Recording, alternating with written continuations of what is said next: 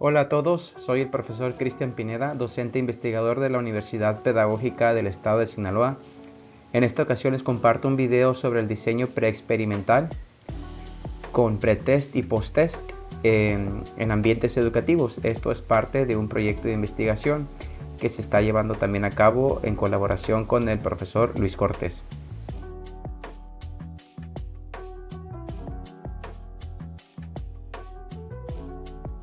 Y bueno, los expertos que podrán ver citados en la bibliografía al final del video catalogan a los diseños experimentales como aquellos que se realizan como una especie de prueba, puesto que se tiene muy poco control sobre las amenazas de validez interna. Estas amenazas son, por ejemplo, de historia, de selección, de regresión estadística, de efecto del pretest, de la instrumentación, de la mortalidad, maduración, difusión del tratamiento, efectos del investigador, conclusión estadística.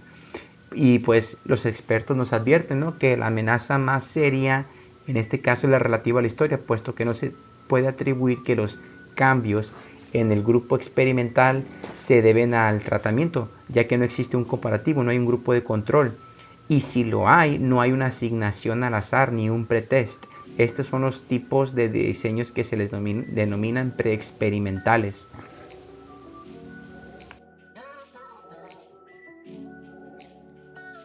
En esta tabla les presento los diseños más citados en la literatura por expertos como Macmillan y Schumacher, Rafael Vizquerra, Creswell, Arias y sus colaboradores y Ari y sus colaboradores, que podrán ver citados al final de la presentación.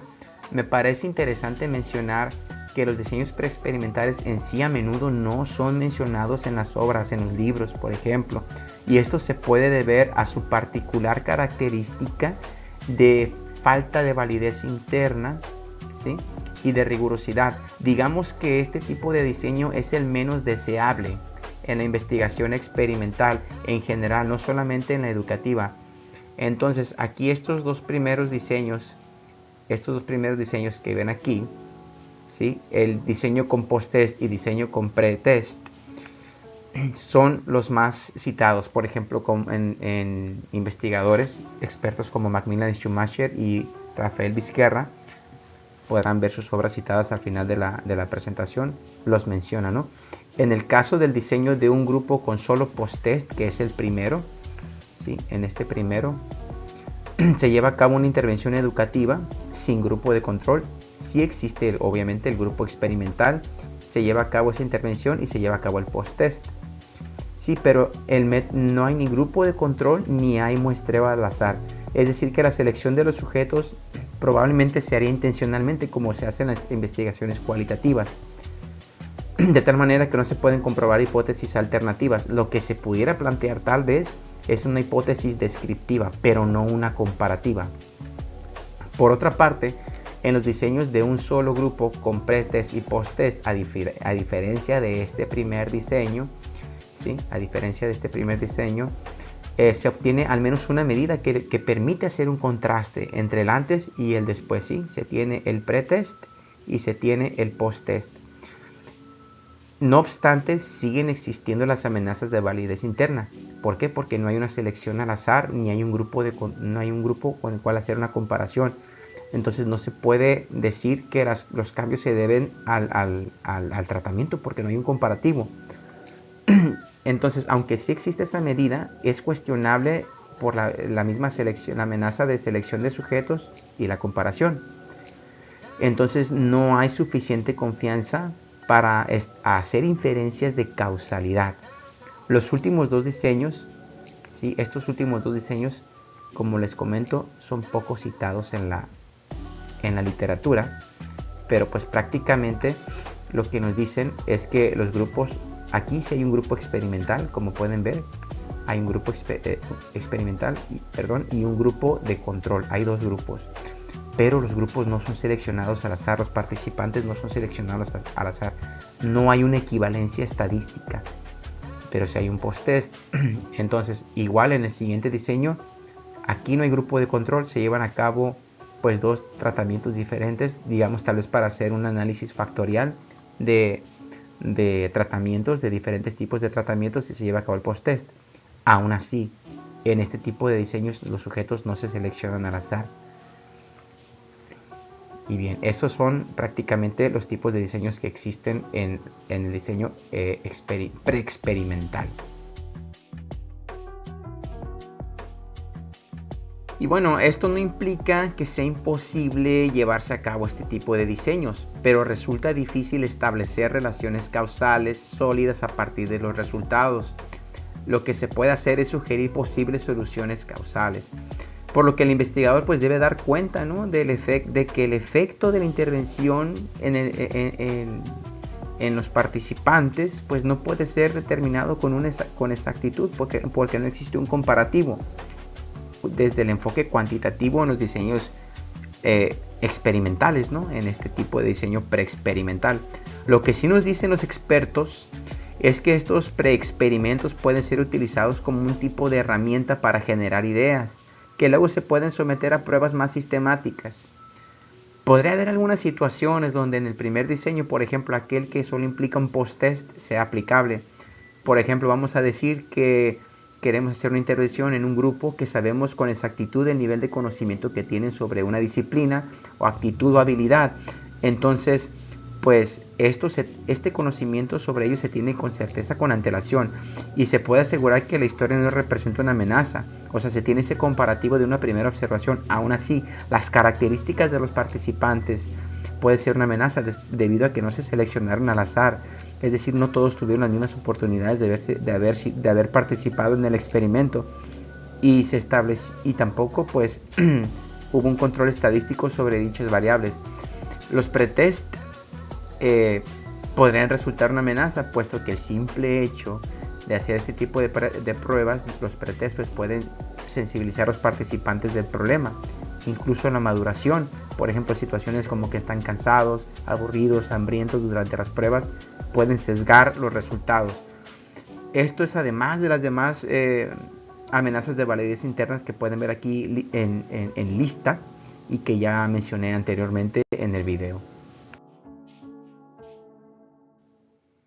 Bien, aquí les comparto una representación de lo que vendría siendo pues un diseño o un procedimiento del diseño preexperimental. Naturalmente, el primer paso es identificar el problema, que vendría a ser la variable dependiente, y posteriormente, ya identificado el objeto de estudio concretado, se hace la revisión de la literatura para indagar a fondo en el estado del arte, marcos teóricos correspondientes que nos va a permitir identificar algunas estrategias de intervención, pulir nuestras ideas de intervención. Y esta intervención va a ser nuestra variable independiente, la cual va a generar el cambio en el problema, en la variable dependiente. Después se prosigue a establecer los objetivos, preguntas e hipótesis, que en este caso pudiera ser una hipótesis descriptiva. Particularmente en este diseño que les estoy presentando pudiera plantearse una hipótesis de comparación entre el pretest y posttest. Sin embargo, se advierte que no se pueden hacer inferencias causales ni generalizar porque no existe un grupo de comparación. Existen amenazas muy fuertes de validez interna. Entonces serían hipótesis tentativas, no serían una hipótesis meramente experimental. Son ejercicios. Se procede a hacer lo que es a definir ya bien el diseño de investigación. En este caso pues va a ser preexperimental. Se eligen los instrumentos de la literatura, alguno que ya esté publicado con los permisos correspondientes, o bien se adapta justificadamente o se construye uno desde cero. Bajo los principios del paradigma cuantitativo, se procede a hacer la selección de un grupo intacto de sujetos o sujetos seleccionados intencionalmente. Sí, existe un solo grupo, el experimental, no hay un grupo de control. Se lleva a cabo esa primera observación o un primer pretest. Puede ser una prueba de conocimientos, una medición de actitudes, de motivación, etc. Entonces se lleva a cabo la intervención y se aplica nuevamente esa prueba o esa observación que se hizo en el pretest. Se procede a hacer el análisis estadístico, se hacen las pruebas de normalidad en este caso, y pues se hace la selección de la prueba de hipótesis correcta según hayan sido los datos distribuidos normalmente y dependiendo de los tipos de variables que estemos midiendo, si son continuas, si son discontinuas. y se hace la prueba de hipótesis y se llega a la conclusión estadística dando cuenta de los intervalos de confianza, tamaño del efecto, potencia estadística, entre otros datos importantes allí que se tienen que presentar en las investigaciones cuantitativas. Ahora bien, vamos a ver un ejemplo hipotético, no es real. Mira, imagínate que una directora de una escuela primaria que tiene 2 turnos detecta que los 30 docentes que tiene a su cargo necesitan mejorar el proceso de retroalimentación con sus estudiantes para mejorar el aprovechamiento académico. Entonces, pues la directora hace la revisión de la literatura correspondiente y encuentra respaldo teórico sobre su idea de investigación o de intervención. Esto la conlleva a preparar un curso de capacitación para la retroalimentación efectiva de los docentes. ¿Sí? De esta manera ella logra concretar su objeto de estudio como los procesos de capacitación para la retroalimentación efectiva de docentes para la mejora del aprovechamiento de estudiantes de primarias. Ese es su objeto de estudio. En este sentido, pues la directora proyecta un estudio preexperimental con el grupo de profesores que tiene a su cargo. En este caso, pues la variable independiente sería la capacitación para la retroalimentación efectiva de los docentes y la variable dependiente sería el aprovechamiento de los grupos de los estudiantes. ¿Sí? La pregunta de investigación es cómo afecta la capacitación en retroalimentación efectiva de los docentes de educación primaria en el aprovechamiento académico de los grupos de estudiantes. El objetivo de la investigación pues es evaluar el impacto de esta capacitación. ¿Sí? Entonces, la hipótesis nula, vamos a plantear un ejercicio de hipótesis nula. Recuerden que son ejercicios, en este caso por ser preexperimentales, es que no hay diferencia significativa en el aprovechamiento académico de los grupos de estudiantes antes y después de la capacitación en retroalimentación efectiva de los docentes. La hipótesis alternativa es pues que sí existe una diferencia en el aprovechamiento académico de los grupos, ¿sí? Antes y después de la capacitación de los docentes. ¿Cuál es el procedimiento en este caso? Pues la directora prosigue a aplicar el diseño preexperimental, ¿sí? Partiendo de una primera observación, el pretest, a los indicadores académicos e identificar el aprovechamiento académico de cada estudiante. Esa es la primera observación, ese es el pretest, hace una observación. En este caso particular, porque puede ser también una prueba, ¿sí? O una guía de observación en la que se hagan las anotaciones. La directora en este caso hipotético lo está haciendo de esta manera. Luego, antes del inicio de clases, la directora imparte la capacitación por una semana a los docentes sobre esta retroalimentación efectiva. Y al finalizar el primer trimestre, la directora realiza una segunda observación, un post-test, ¿sí? Para medir la mejora en el aprovechamiento académico de los grupos de los estudiantes.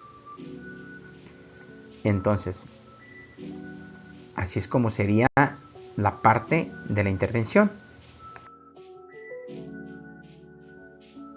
Bueno, entonces lo que hace la directora es que continúa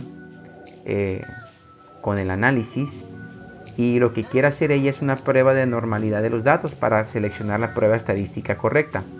Aquí pueden ver los datos del pretest, o sea, la observación que se hizo antes de comenzar con la capacitación de los docentes, ¿sí? Y aquí están los promedios de cada grupo de los docentes de los 2 turnos.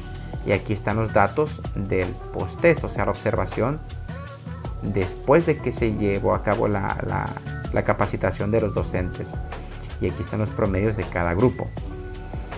Y bueno, ¿no? Lo que hace es que toma los promedios de los grupos después y antes, toma una diferencia, hace una resta en un software. Por ejemplo, voy a poner el ejemplo del software PSPP, que fue donde se hizo este ejercicio.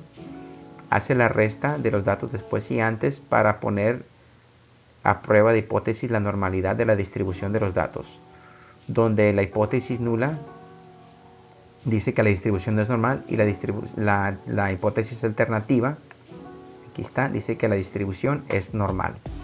Entonces, como el p-valor es mayor a 0.05, se rechaza la hipótesis alternativa y se acepta se rechaza la hipótesis nula y se acepta la alternativa, y tenemos que los datos se distribuyen normalmente. Este es el primer paso para seleccionar la prueba estadística correcta.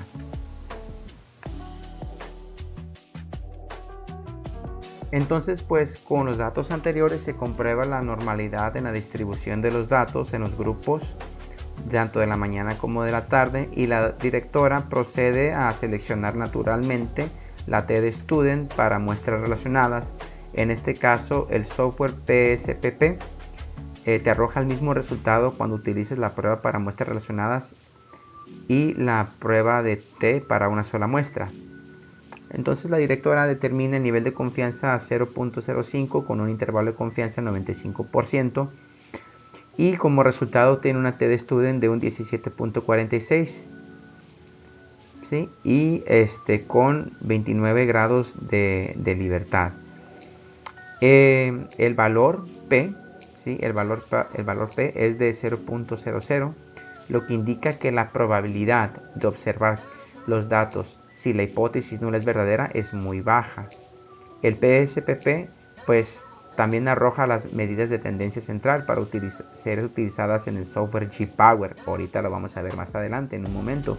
Y con este software se puede calcular el tamaño del efecto y la potencia estadística, que nos va a permitir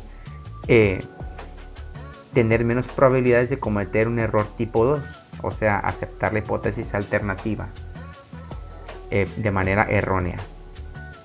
Vamos a ver esto del G-Power. Bueno, y aquí tenemos el uso del software G-Power, el cual arroja una T crítica de 2.045 para un nivel con un nivel de significancia del 0.05 con 29 grados de libertad. Eso también lo podíamos ver reflejado hace un momento con el software PSPP. El tamaño del efecto representado por la D de Cohen es de 3.19. Es un tamaño del efecto considerablemente alto, ¿no? Porque ya cuando supera el punto 80, aquí pueden ver el tamaño del efecto, ya es grande, superando el 0.80. Entonces 3.19 es sumamente grande. Es un tamaño considerable entre las medias de los grupos antes y después de la intervención. Además tiene una potencia estadística de 1.0, esa es una potencia estadística perfecta, aquí la pueden ver. Entonces, ¿qué nos dice? Que tiene una alta probabilidad de detectar las significancias y si realmente existen, o sea, que tenemos en este caso muy pocas probabilidades de habernos rechazado, de habernos equivocado al aceptar la hipótesis alternativa, y que los efectos se deben realmente al tratamiento.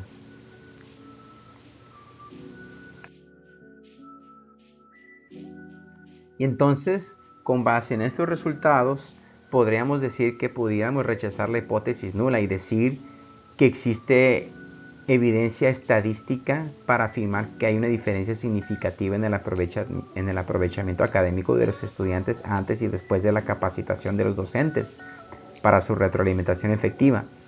Además, pues el tamaño del efecto es grande, lo que sugiere que la intervención tuvo un impacto considerable en el aprovechamiento de los estudiantes.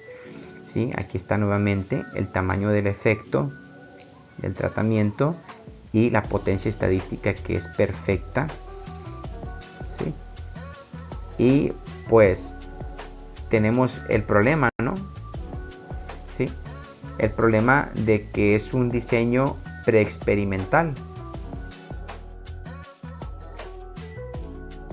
Entonces, dado que se trata de un diseño preexperimental con un solo grupo, en este caso de docentes, que no se eligió al azar ni hubo un grupo de control, es importante advertir sobre varias limitaciones y consideraciones en la interpretación de los resultados.